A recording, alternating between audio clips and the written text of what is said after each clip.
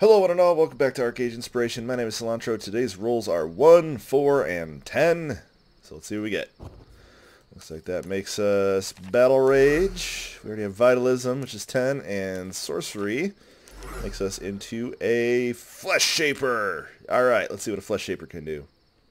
So here's a quick look at the Fleshshaper. I had a few ways I could have taken this, but I decided to go for a versatile spellcaster, focusing on the ability to have a good damage package from sorcery while also retaining some heals from vitalism, and utility and maneuverability from battle rage. A few notable things include ticking Skewer. Skewer is a spell that I think is quite underestimated in terms of its damage and utility, especially for group play. Spell definitely wants to stay around in groups, as its individual power in a single target 1v1 situation isn't really that great.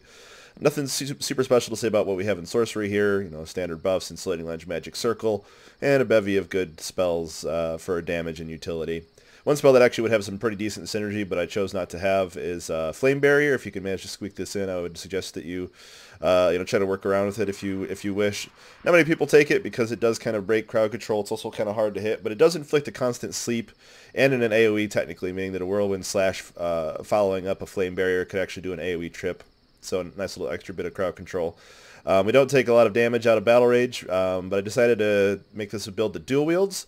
Having the innate 10% attack speed will help your abilities go off much more quickly. And since you are kind of a versatile build that allows for both a decent healing package as well as damage, you're going to want to be able to switch rapidly as the situation arises. So having things cool down more quickly will help.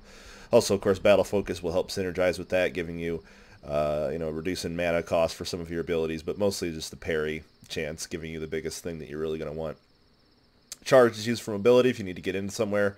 You can use that, of course. Bond Breaker as well for maneuverability, as well as the damage trinket. And we have Triple Slash as well, which combos with Charge. So you can charge in and Triple Slash. That will allow you to get a trip. You can also use Mirror Light for its debuffing properties, as well as its Snare, which will allow you to also get another Triple Slash off for another trip. Kind of nice stuff. And the general utility of Freezing Arrow is pretty strong here. Obviously, inflicting a slow on people is pretty powerful, and I would highly recommend you use this ability whenever it's on cooldown. If you know a fight's about to brew up, I would suggest trying to fill in Frigid Tracks so that your cast time is instant and you can stay more mobile. But Freezing Arrow's utility here, again, with the slow, would allow you to get a trip off with Whirlwind Slash. So say if you see somebody approaching, you can shoot a Freezing Arrow. When they get close, you might be able to pop Bond Breaker to remain stationary and remain, without being knocked around and without being crowd controlled. And then you can use Whirlwind Slash to trip and get them off of you. Nothing really much else to say about the choices of abilities here. I mean, we could have went deeper into Battle Rage, a little less in Sorcery, but Sorcery is kind of a selfish tree. You either kind of want to take almost nothing with either Insulating Lens or Magic Circle or both, or take a lot. Like it's very self-synergistic, and it can be sort of a full damage package by itself with very little other support. So I decided to go ahead and go with that in this aspect. So I'll show off a few quick combinations actually in action, and see you in a bit. So just to show a few of the crowd control options here, we're going to use Long Distance Snare. I'm going to go ahead and get a trip off of that. If I had a faster cast, of course, I could just do an instant follow-up with another Freezing Bolt. But as you can see, it was another trip that was inflicted. And, of course, if I charge in, I can get even another one. So a lot of trips. Unfortunately, trips can be very easily taken care of by Redoubt. So the crowd control elements are shaky at best, but they're there just for emergencies and just for some nice little easy escapes and combos.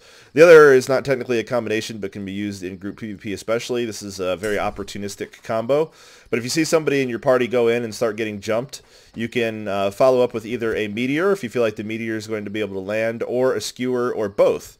They both have some pretty long range. Meteor especially has a 30-meter range. Skewer only has a 25-meter range, but still pretty good. Let's see if I can't find a target that might stay stationary. Oh, what the heck, we'll just have one attack us. That'll work. So I'm just going to go ahead and cast the Meteor here. And once the Meteor has started flying, if you immediately start casting a Skewer, they will essentially combo in their crowd control. Before the targets actually are able to get up, you can follow up with the Skewer, and the Skewer will hit everybody unless they actually bounce out of the area. So just something to keep in mind when you're out there adventuring, that you can help somebody at long range. Try to do the Skewer first if you feel like the Meteor's not going to go off before they die. But, you know, that choice is up to you. And that's a lot of area of effect crowd control, really. It's a 3-second trip followed by a 2.5-second impale. Not to mention the damage that you'll be doing. I'm not actually currently wearing damage gear. I'm wearing healing gear here. But, yeah, with a boost to your attack power with the scepter or a one-handed healing weapon, depending on if you need the magic or the healing power, I think you'd be in good shape. So that's really all I had to say about the Fleshshaper. Kind of an interesting build, interesting hybrid between, you know, a spellcaster and a melee and a healer. So that's it for this episode of ArcheAge Inspiration. Thanks for watching. Thanks for liking the video, and I'll see you next time.